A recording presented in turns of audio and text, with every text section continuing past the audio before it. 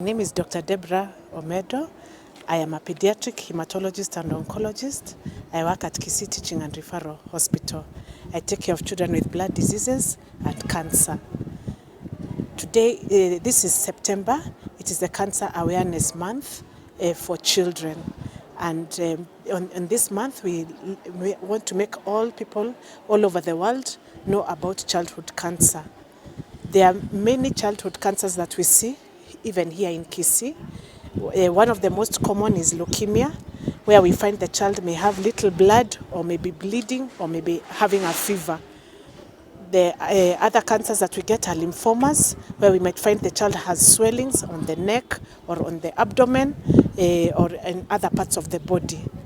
Other cancers that we get are retinoblastoma, which starts as a small white thing in the eye of the black part of the eye of the child, and later on can become a very big swelling and can spread to other parts of the body. The other cancers that we get are cancers like Wilms tumor or neuroblastoma, which start with a swelling in the stomach. We just feel the swelling in the stomach. Sometimes it's not even painful, and that is also another common cancer that we get. For the teenagers and especially the bigger children, sometimes we get cancer of the bones, like osteosarcoma and Ewing sarcoma as well. There's another cancer that we get called Burkitt's lymphoma that sometimes starts with a swelling on the jaw or in the abdomen also.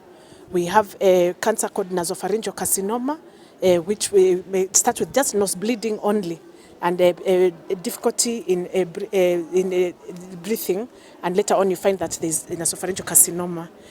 Then we have Kaposi's sarcoma. Sometimes it happens in children who have HIV, and sometimes even in children who do not have HIV. It just starts with swelling or skin swellings all over the body. Factors that... So cancers in children, most are not preventable. Most of them, what is needed is to have a high index of suspicion. Afadhali kushuku kuliko kupuuza. Afadhali kushuku kuliko kupuuza. And why do we say this? Many of the cancers in children at the beginning look like the ordinary diseases. They are like malaria. They are like an injury. They are like a normal nosebleed. They are like a homa. They are like a cough. They are like pneumonia. So it is easy to ignore. Ni rahisi kupuuza. But ukiona, when you see any signs of cancer in the children, like the child's blood looks little. When you look at the hand, it looks white instead of pink. If you look at the eye, it's looking white instead of pink. If the child is nose bleeding, if the child has a swelling in any part of the body, whether it is painful or not painful, if a child has a serious headache, and is especially in the morning and is feeling like vomiting, or if a child has a swelling on the bones, any of those can be signs of cancer in children. Or even see her child is having fever, anaangaliwa malaria haipatikani, anaangaliwa typhoid haipatikani, but bado ako na fevers, anapatiwa madawa na haponi. That can also be a sign of cancer. And even weight loss. You find the child is not growing well, they're losing weight, or they're just stunted, they're not growing properly. Those can be signs of cancer. Is it genetically? So there are some families that have a high chance of getting cancers within the family, but there are also other people who do not have any family history of cancer and can still get cancer.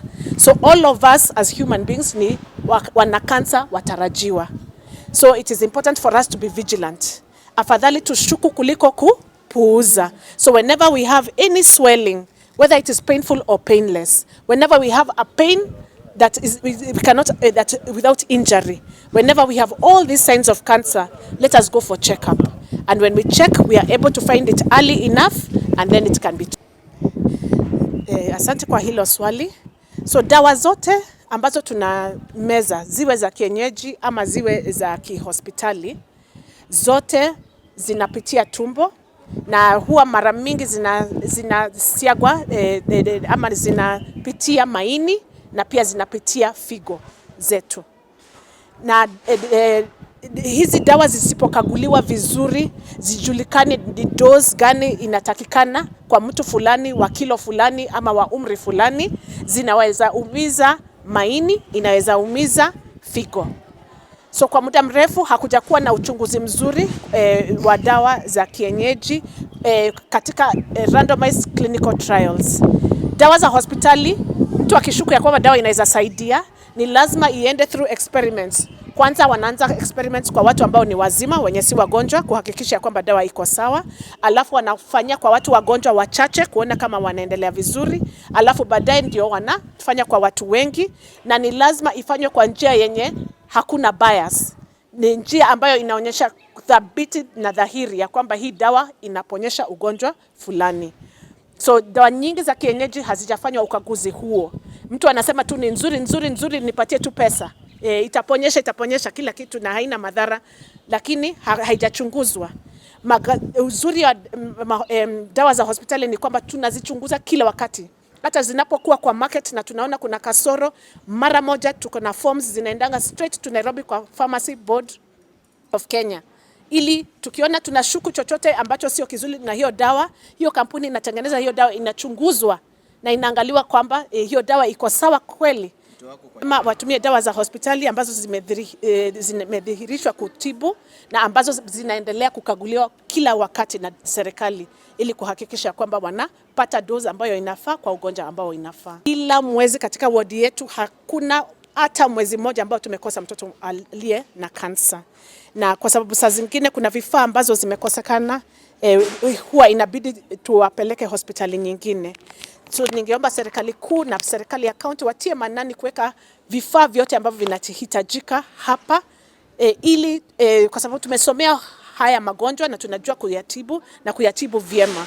Wakiwa hizo vifaa vichache ambavyo vinahitajika vikiletwa na machines kuwe serviced vizuri, tutaweza kutibu wagonjwa hapa na kuna haja ya kuwasafirisha katika kaunti zingine. So inategemea type ya cancer. Kuna types za cancer ambazo zinahitaji operation. Kuna types of cancer ambazo zinahitaji chemotherapy pamoja na dawa zingine. Alafu pia kuna types of cancer zinahitaji radiotherapy. Kuna types of cancer zinahitaji zote tatu. So ni muhimu sana kujua ni kansa gani ambayo mtoto ako nayo haswa, na hata mtu mzima ako nayo gani. Alafu ndio tuhakikisha kwamba anapata matibabu ambayo inahitajika. Kwa watoto, kansa kama leukemia na Burkitt's lymphoma haihitaji radiotherapy, haihitaji surgery yoyote. Ukijua vizuri ya kwamba ndio hiyo, wanapata chemotherapy peke yake na wanapona nayo peke yake. Lakini pia tunahitaji saa zingine damu, kwa sababu damu inaweza enda chini. Tunahitaji saa zingine platelets, na ndio tungependa katika hospitali kubwa kama Kisii Teaching and Referral Hospital tuwe na apheresis machine yenye tunaweza tengeneza platelets zetu zenye kukiwa na mgonjwa ambaye ana bleed na anahitaji platelets aweze kuzipata kwa urahisi. So na tungependa tuwe na vifaa kama immunohistochemistry na flow cytometry, because kwa watoto 50% of cancers zinaweza kuwa diagnosed siku hiyo hiyo tukiwa na mashine ya flow cytometry na immunohistochemistry. Na tunashukuru hii county ya kwamba imesomesha pathologists, imesomesha oncologists, imesomesha surgeons, imesomesha orthopedic surgeons, ophthalmologists, madaktari wa type wengi, hata neurosurgeons wanasomeshwa. Na wote tukiungana pamoja na tupatiwe vifaa ambazo tunahitaji, na hizo vifaa zikuwe service na zikuwe na reagents kila wakati, tutatibu hawa watoto vizuri na hata watu wazima bila kuwa transfer kwa kaunti nyingine. Hiyo inawezekana. Tukue chonjo na afadhali kushuku kuliko kupuuza. Ukiona mtoto ako na dalili ambayo haiko sawa, leta kwa hospitali. Na usiporidhika na hayo matibabu, endelea kuleta hospitali mpaka upate daktari ambaye ako na utaalamu wa huo ugonjwa. Ukiona mtoto ako na kitu imefura, iwe na uchungu ama isikuwe na uchungu, inaweza kuwa ni kansa. Ukiona mtoto anapoteza kilo na haongezi kilo vizuri, inaweza kuwa ni kansa. Ukiona mtoto anakohoa, anatibika lakini bado haponi vizuri, inaweza kuwa ni kansa. Ukiona mtoto damu inaendelea kuteremka ama ana bleed, inaweza kuwa ni kansa. Ukiona kwamba mtoto ako na dalili ya white ndani ya jicho, inaweza kuwa ni kansa ya macho ambayo inatibiwa mapema na mtoto anaweza pona kabisa. Lakini kichelewa, macho inafura na inaenea mwili mzima na ni ngumu kutibu ikiwa imechelewa. Ukiona mtoto ameumia mkono ama mguu na anasikia uchungu kila wakati, tusipuuze.